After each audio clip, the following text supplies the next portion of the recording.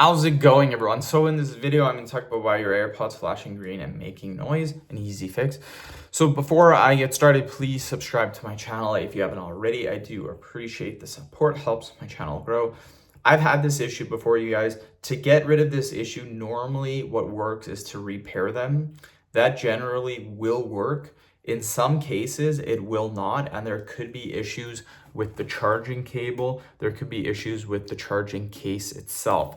So if you tried repairing them and it doesn't work, what I recommend to do is to just return them, try to get your money back. If you can't, then I would try not only repairing them, but make sure the device and the AirPods are close to each other. If your device and the AirPods are far away, that could be a connection issue. That could be a reason why they're making the noise.